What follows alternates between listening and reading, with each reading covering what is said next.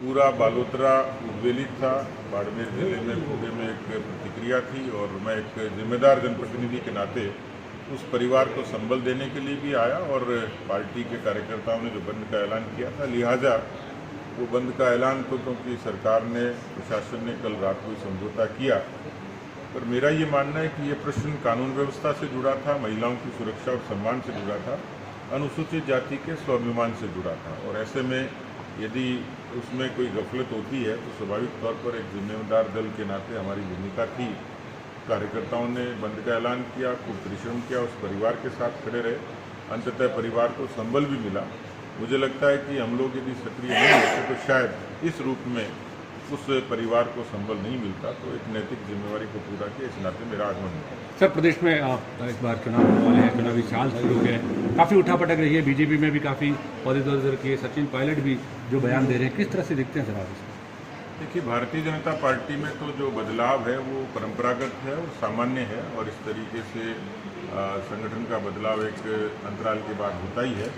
सबकी अपनी भूमिकाएं तय हैं, सब लोग मिलकर 2023 के चुनाव में जाएंगे। इस बात के लिए संकल्पित हैं कि मोदी जी का नाम और काम, नड्डा जी के निर्देशन में अच्छा धरातल का संगठन और उसके साथ जो कांग्रेस के खिलाफ रिजेंटमेंट है वो और कार्यकर्ताओं का परिश्रम, ये सब कारक होंगे जो सत्ता को बदलेंगे। लेकिन सत्ता हमारे लिए शासन के लिए नहीं, सेवा के लिए होगी। कांग्रेस में जिस तरीके की अंतर्कलह है वो परंपरागत रूप से 18 से शुरू हुई थी, परिणति बाड़ेबंदी में हुई, इस्तीफों के रूप में हुई, आज भी कहीं न कहीं धरने के रूप में जारी है। तो ये जो अंतर्कलह है ये भी कांग्रेस की सत्ता से बाहर होने का बड़ा कारण बने।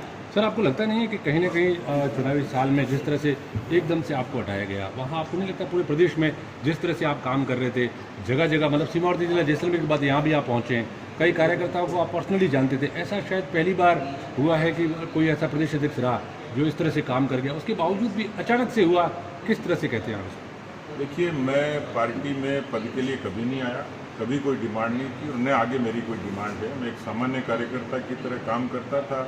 मैं सौभाग्यशाली हूँ कि मुझे जनता का और कार्यकर्ताओं का अपार स्नेह मिला।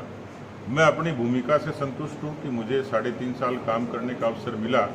कोरोना जैसी चुनौती थी, मैं खुद संक्रमित हुआ, लेकिन कोरोना के उसमें कालखंड में सेवा का पराक्रम किया। 2 करोड़ लोगों तक भोजन की, राशन की, उपचार की व्यवस्थाएं हम लोगों ने की। संगठन को 50,000 बूथों तक पहुंचाया। इसी में अशोक गहलोत की सरकार ने लाइट काट दी। सर, बताएं। संगठन को 52,000 बूथों के चुनौती